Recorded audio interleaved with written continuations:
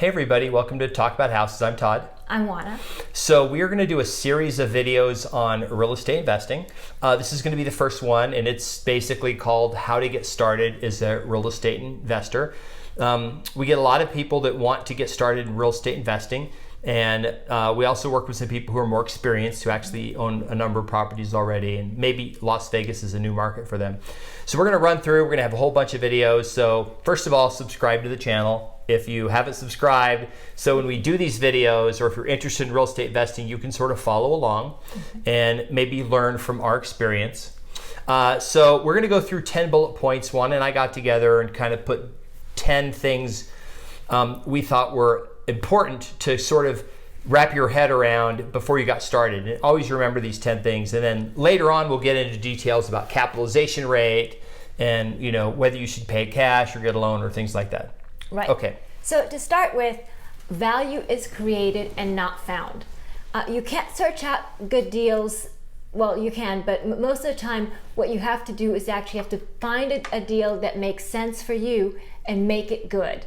You want to give an example? Yeah. So, you know, we get people that come to us all the time and say, hey, I want something that's a smoking deal. Mm-hmm. Okay. And there's this thing called the perfect market theorem. You can Google it. It's an actual thing. I didn't just make it up.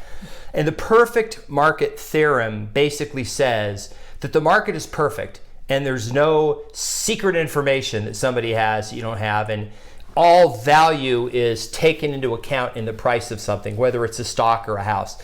So it's not really like you can go find a smoking deal in the MLS that nobody else is just overlooked, because literally when a house comes in the MLS, there's hundreds of people, if not thousands, looking at it at the same time, right? So sometimes you make your own deal through negotiation or through improvements, but a lot of people, I think, get discouraged because what happens is they find out they can't just buy a house for 30% under market value, right? You've had that. Yes. People call you and go, I want a house, but I only want to buy something 30% under market value. And honestly, if you're looking for something 30% under market value, who's going to give you that deal and not do that deal themselves? I mean, think about that for a moment. Right. So if I'm going to pay 70 cents on the dollar, we're going to buy the house. I'm sorry, but we will. Yeah. And so that doesn't mean, you could say, well, what about, I heard if you went to the trustee sale and blah, blah, blah. Well, that's true. But, you know, maybe not right now, certainly, because the trustee sale has very few properties, maybe one a day, and there's probably 10 people down there trying to buy it. Right. And they're all trying to get a good deal, but they all want to buy a property because they're all sitting there with 400 grand, right? So the bottom line is that you don't find it. You don't randomly come across value. You create it. And that's sort of an obtuse, esoteric thing to keep in mind for real estate investing. Right. Okay. So next, you know, like Todd said, information is key. We all have information. We all basically have the same information, but it's how we use it, right? So know the market, know what skills you bring to the deal. Network with other investors, brokers, potential tenants, with everyone. Your goal is to continually learn and find deals before they're openly marketed to other people, so there's less competition. It's safest to invest in something that you know, or at least that you are somewhat familiar with, which is why, you know, we advocate single-family homes for the most part, because we all have experience living in a house, right? So the other thing that I want you to keep in mind is when I say network with everybody, I mean that. So let me give you an example. A few years ago, a friend of ours was speaking to some real estate investors. It was an investment club. Yep. And so we went there mostly because we were going to go out to dinner afterwards, and also to support our friend. And so we sit there kind of at the back of the room, and we're watching our friend up there, and there are people sitting around us. And when he's done, everybody kind of stands up and shakes hands and introduces themselves to people around them, and I met these two young investors, and we said hello, and we had pleasantries, and we exchanged cards, and that was kind of the end of it.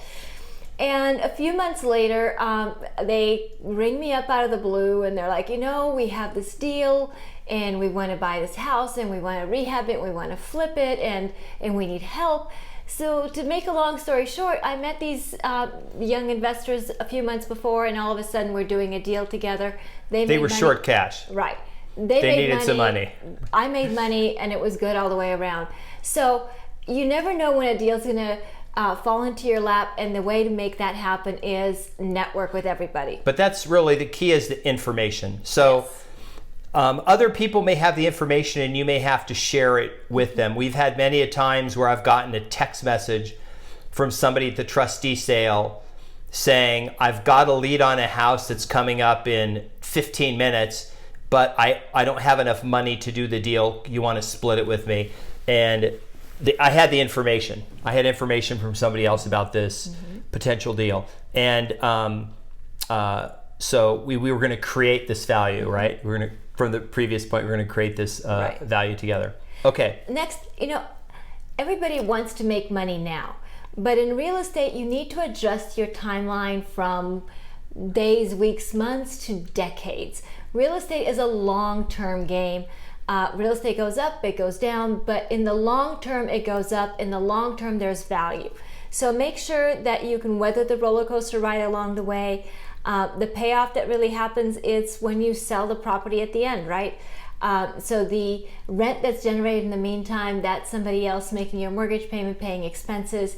Your big payoff is at the end when you sell the property. Yeah, real estate, I think part of the problem is people have gotten culturally used to, I buy a cryptocurrency and it went up a bunch, or the story of somebody who invested in Uber and they made a ton of money in a short period of time. And real estate, the advantage of real estate is that it's almost a sure thing. Like, it's literally, you can probably take any 3-year period and not always be up in real estate, but you could probably take any 20-year period and always be up, even from the top of a market to the bottom of the market a lot of times. But if you go 20 years, you're still up money. So you have to have a long-term strategy with real estate, because you remember that collecting rents is something that you make money over time, and then appreciation is something that you make money over time, and then leveraging these properties is something that takes a lot of time. You're not really, you've probably watched HGTV and seen the stories where, we flipped this house and it looked so easy and we made 45 grand, right? But the TV show is only 30 minutes. But really, in reality, it took them a long time and it was probably painful. And they don't all make money. Right. Most of them do, but they don't all make money. And they created value, but you still have to have a long time frame for this. You can't have a short time frame. So you have to be committed. And if you talk to any real estate investor and you ask them, hey, how did you get started? They'll probably say they just bought one house. And then once they got enough money, they bought a second house. And then they got in with some people and bought a fourplex. And I mean, I know somebody who their big story is in 1978 or something. In the 70s, they bought a coin-operated car wash in San Diego, right? And they've had this thing for 40 plus years now, almost 50 years. And it's crazy. It's made them a ton of money over the whole time. Plus the land that it's on is worth probably 20 times what they paid for it. Right. So it's a long-term outlook. Right. So next, real estate. What does everybody tell you about real estate? Location, location, location. So make sure that you're purchasing a property in a desirable location. We do understand that properties in less desirable location are more affordable, and that may be a balancing act. It doesn't mean that you always have to buy in the best location, but it does mean that you have to balance that price that you're paying for the property with the location and make sure that that makes sense. And another important thing about location is the market you live in may not be suitable for real estate investing for you. If you live in the downtown San Francisco, you're probably not going to go buy a house and rent it out. First of all, the cap rate's going to be ridiculously low, and then you won't make any money, and you probably don't have $4 million to buy a house, right? So you may have to go to another location. And like, for example, I know people who invest, like they only invest in like Texas because the prices are better fit, or they only invest near universities because They like the fact that they always have new students coming in to rent properties. And even within a market, it doesn't mean like the country club. Like, don't go to the country club and buy a rental house. It means be in a location where people want to rent, and then find a property suitable for where it makes sense. Right. But the location is going to be important, because all parts of town and all parts of the country are not suitable for investment properties. They're Right. just not. And remember, buy for value and hold for appreciation and income. Okay, this is a really important point that I think sometimes gets overlooked, because people are looking for that quick turn, as Todd said, but you're buying for the long run. You're buying for that appreciation, and you're buying for the income. Yeah, I mean, there's certainly, we just talked about having a long-term strategy on this. And when you own a stock, if you buy Exxon or something, right, you're looking for two things. You're looking for dividend payments, which are maybe quarterly, and then you're also looking for, at some point in the future, that it's worth more than what you paid for it, right? Those two things. And it's the same thing with real estate investing. Your dividends are really your rent payments, and then the value is the value of the home over time. And that includes the fact that you may make improvements to the house over time, and that the land value may go up. And it's also I hear this all the time, where people speculate as to, oh, I heard so and so is coming. Like when this is kind of off topic, but do you remember when Amazon was going to Brooklyn? Yes. And so property values, there was a spike of property values, because people were coming in and buying these houses thinking they were going to rent them out to Amazon engineers, and there was a little mini housing boom. And then what happened is they got all upset. Some of the local politicians got upset. So, we don't want him here. We don't want to give anybody tax breaks. So they said, fine, we won't go there then. And all those people bought these homes that they were going to, and people had rented long-term leases because they were trying to get in before lease rates went up, and they rented place to put a business, because they thought 25,000 engineers were moving into this one area, and it didn't happen. So you'll see that happen. The location or the buying for value is a key, and Right. not trying to guess, but trying to actually buy for value. Right. Yep. So next is do the math. Make sure it pencils. Not everything makes sense. Like Todd said, it doesn't always make sense to buy in downtown San Francisco or in a country club.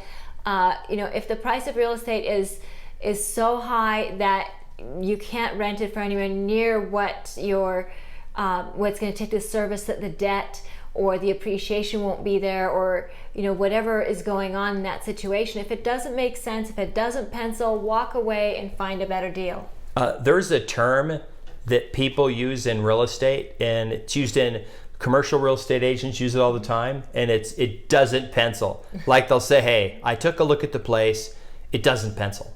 And what they mean is they ran the numbers and they can't make it work. Like, I can't get in rent. Like, I looked at what I can get in rent, and I looked at what it's going to cost, and I looked at based on how much money we're going to put down, and I looked at what our payments were going to be, and it doesn't make sense. Like, with all these costs, we can't make any money. We can't possibly get the rent we need, and we can't get a better deal on a loan, so it doesn't pencil. So it's very important that you sit down and really put pencil to paper, or type it out on your computer or something, and try to figure out, like, does this make sense from a financial perspective? Is this something that, if I by getting this loan and by collecting rents, is this going to make sense? And I will add, don't make it an emotional decision, right? I get this all the time. I will show people a smoking deal on paper, and they go, I hate the house. It's in the bad part of town. I don't want to be over there. It's a ugly fourplex. I'm like, yeah, but the numbers are fantastic. You're going to get way more money than you would get for a house for the same money, because you got four tenants in there. And they go, yeah, but it's a really ugly area, and whatever. It's just make sure the numbers make sense. Right. And then, you can worry about the beauty and aesthetics of it later. Right.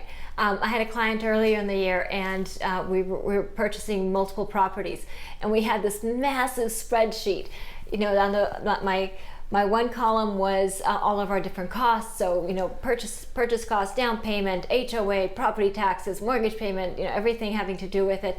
And then we had property by property by property, and it went across maybe 20 properties. So we had the numbers on everything, and it made it easy to say, this property makes sense, this property makes sense, and this property makes sense, and everything else, forget it. So it does make sense to really be very methodical about it, and kind of goes hand in hand with the next point, which is treat real estate investing like it's a business, because it is a business. Learn the laws. If you need a real estate license to operate in a market, make sure that you have one. Get to know the language of money and finance. Yeah, and you don't need to have a real estate license to be a real estate investor. No, you don't. And actually, a lot of real estate investors prefer not to be licensed because there's a much higher standard. So if you go bird dog some kind of smoking deal that you think because you heard somebody needed to get out of a house and you're a real estate licensee, and they come back later and go, wow, I didn't realize my house was worth a lot more when that real estate agent came and bought it from me. You may have sanctioning issues. Right. But if you need a license for something, go get the license. Absolutely. Yeah. So that means, track the markets, do projections, update your goals, know your numbers, and sign your own checks. This is really important, because if you're an investor, you have to know where your money's going. You have to keep close track of what's happening with your investment, because that's the only way you're going to know if you're making money, and that's the way you're going to grow in your knowledge and your experience as an investor, is by really being hands-on. If you're delegating everything, that's great, and that works fine too. But if you're really trying to learn everything about it, then being hands-on is a good way to get that experience.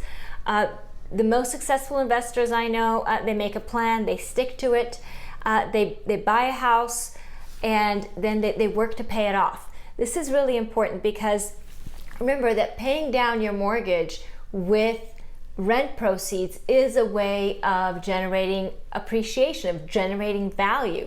Okay, so, we're gonna let's talk about this in more detail. Okay. Because I get this all the time. Okay. I bought a house for $300,000. I had it for 5 years and sold it for $300,000. I didn't make any money. Well, hold on a minute. Let's say you buy a house for $300,000, and you had to put money down, and let's just say you put $60,000 down. So you put 20% down, and you got a loan for $240,000. Okay, you only actually forget the price of the house. It's not relevant. What's relevant is your $60,000. That's what you had. You had $60,000 in the bank. Now you don't have it. So don't think of a $300,000 house. Think of it as a $60,000 house. Okay. Now, when the rent comes in, you and let's just say the mortgage payment's $1,000. You pay $1,000 to the mortgage, but not all of that is interest. Some of it's principal reduction. Right. So let's say that $850 is principal or is interest payment, but $150 is principal reduction.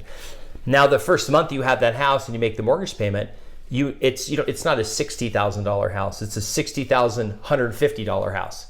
Because you just made $150 that month, and then maybe the rent payment is more than you need. Like, you don't need the cash flow from the maybe you make $300 extra, so you pay it down to additional principal. So now it's $450. So then after 5 years, maybe you've paid $30,000 or $40,000 off of this rental property. So now it could still be worth $300,000, but you don't care, because your appreciation is you've paid down the loan. At some point, you're not going to have a loan. You're going to extinguish the loan, and you'll have the whole $300,000 value. So when you hear people go, yeah, I paid $300 for a house, I sold it for $340, a lot of times people are going, the first thing they think of is, oh, you made $40,000. They made a lot more than $40,000, right? Because they made whatever excess rent payments, they got to keep that.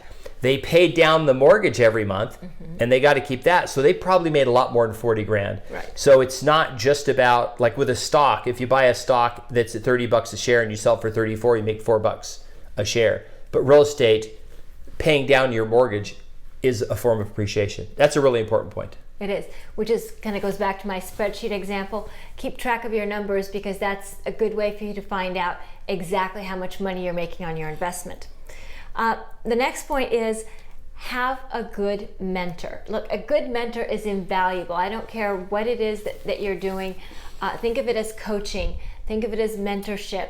this is a person that's got your back, that's hopefully more knowledgeable than you are, and that helps you really sort it out and make better choices. Yeah. There are tons of books, YouTube videos, a bunch of things that'll give you a very general sense of what real estate investing. Back in the 80s, there were these guys that were selling like online at midnight. My real estate plan will make you a real estate millionaire, and you just pay $49.95 and you can buy all my cassettes. Back then it was cassettes and books, and we'll teach you how to do real estate investing. And it was fine. It was very general, and they covered a lot of very basic things. But having a person who's been through it, because the problem isn't the textbook stuff, it's the feedback. It's like, oh shoot, this weird thing just happened, now what do I do? Or there's this other thing happening, should I go forward with the purchase? Should I not go forward with the purchase? Or should I buy this property? Or should I buy condos? Or I'm buying a second property, should I buy one in the same neighborhood? Or should I buy the house next door or whatever, right? So you don't know answer those questions unless you have somebody that can help you, a mentor. And lastly, you might not want to hear this, but real estate is hard work. Yeah. It really is. So between having to sort out which property makes sense for you, having to find out the financing and all that stuff, all the maintenance, all the repairs, the tenants, all of it, it is all hard work, and it's hard work all the way along the way. But it's very rewarding work, and we hope you enjoy it. We hope you enjoy our videos. Yeah. So if you like the video, please subscribe, hit the notification bell, hit the like button, share our videos, and most of all, leave us comments. We want to hear from you guys. We want to hear your experience. If you have questions, please reach out to us. We'd love to help you. All right. Thanks for tuning in, and we'll see you on the next video. Bye. Bye.